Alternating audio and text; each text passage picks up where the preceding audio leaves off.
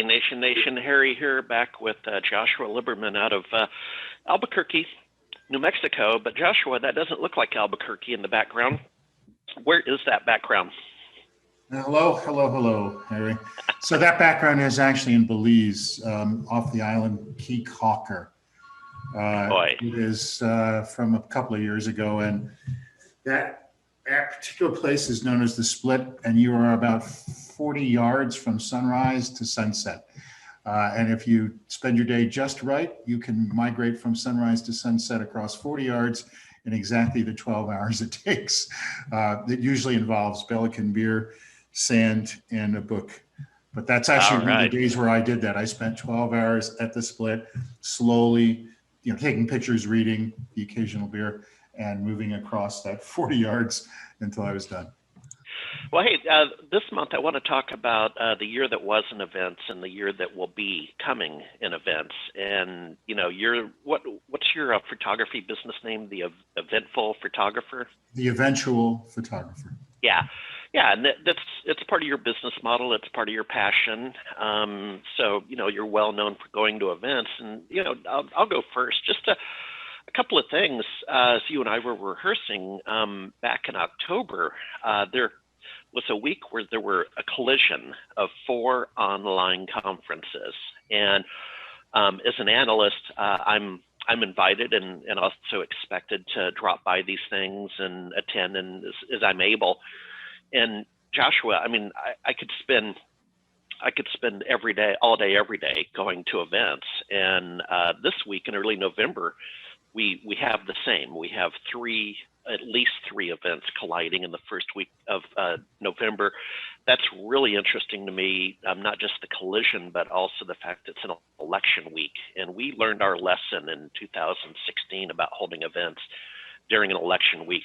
We were down in Texas, and I don't think anyone was happy with the results. So we're talking collisions. What would you like to add to that? And then maybe we can brainstorm an industry solution.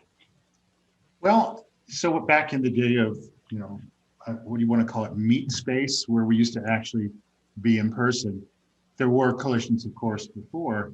But over time, a few of the better calendars, there were event industry calendars. I think we mentioned that you guys had one at one time, the Mother Calendars. Dave Seibert runs one. Carl Palachuk has a more informal one in his newsletter. E2E and others, they have these online calendars. The problem is, like so many things in this industry, if you have 4 standards, you don't have a standard. So there was lots of these calendars, but there's not one.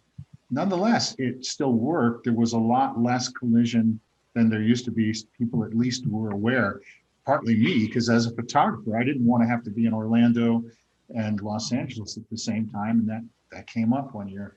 So I would push these folks that plan the events for the various vendors and organizations, and they started using the calendars. It was catching on. And then this year happened, and we went to Zoom and virtual space. And it's like that, the attitude is that no longer matters, which I think is counterproductive for the industry and some of the vendors. I don't know if they're not using the calendars. I've noticed that the calendars have been kept up pretty well.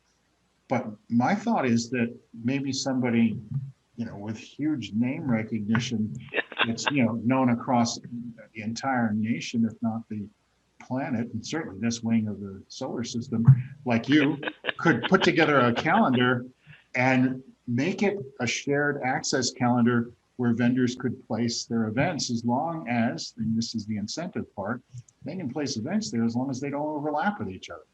So let's find a way to incentivize the folks to do that. We talked about some anti-competitive practices in the past where people decide, oh, I know when that's going to be. I'm going to put mine right there on the same day.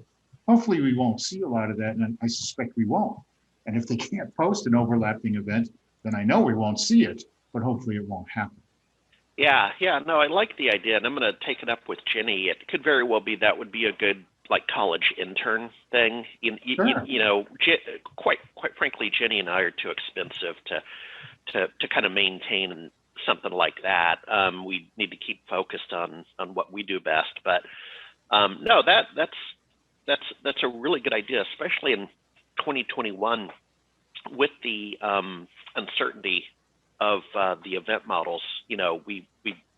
you start planning now. It's November, right? So you start planning now, Yeah. and avoid the collisions. And I know what you're saying. A couple of Fortune 1 companies had those kind of collisions, and albeit on purpose. I don't mind saying Cisco and HP, their partner events, were known to collide at exactly the same week. In fact, I think even the same city in Las Vegas one year. And that's above my pay grade, right? But it happens, and you have to make your choice at that point. And Joshua, back in the old days with in-person events, these things, those big time shows were $1,000 to $2,000 a ticket. So you have to think about that too, right? You can't just be going around throwing around $2,000 all day long to attend partial events and that kind of thing. But thing to mention is the quick progression or development of these platforms, because that we started January, February, March. I won't name names, but some of those early shows that were virtual were really terrible. They were boring and slow and technically challenged and low quality, and they just weren't there technically or content wise. But that has greatly improved. And I would say that from reports, though I haven't been at them, at the top of that stack, Robbins, ASCII, and Channel Pro have mastered all 3 different platforms that have each of them some unique aspects to them that work really well. And because I have a lot of experience with it, I can say that the ASCII platform has the best virtual mingle experience. They're still kind of limited to the mingle size, people at one table, so to speak, but they're all getting better faster. And then there's some other stuff in other industries. Telecom industry had a VR headset enabled conference just recently that a fellow that you might want to interview, Jeff Ponce, told me about. Oh yeah, Jeff. Cool. Yeah, but there's others. I mean, it's changing. It's getting better, faster than I thought it would, because otherwise I don't think I would keep doing this. That we get inundated with invitations. I did 25 events on a busy year. I do 20 most. I believe I've been invited to 200 virtual events this year, and I've been to 50. So, I mean, it's really quite crazy. For obvious reasons, it's easier to go, but not when they step on each other, not if they're not engaging, and none if they don't have real value. Well, I'll end on this. What Jenny Hallmark over in the radio control room has done a fair amount of research because, she started with events, and she believes that we're going to have a neoclassical renaissance of in-person events when that day arrives, that people now see the value of an in-person event being the networking, right? I mean, these virtual events, it's, your basic panel or your basic PowerPoint deck, right? I got it, right? I got the content. Events are so much more, right? Is what we're concluding in our research is showing that people want the networking, the social aspects, the professional association, and I do too. And quite frankly, Joshua, I want to get back out on the road. I'm kind of chomping at the bit. Now that said, I will not return to the pace I was on. Much like your pace, actually, you had a higher cadence, but there were times I had 50% travel, and I've learned a lot this last year. I don't want to travel 50% of the time. Okay, it's a little bit obsessive compulsive. You get kind of caught up in it. You know what I mean? I do. I certainly do. Yeah. And I've learned my lesson, so I don't think I'll ever go back to 50% travel.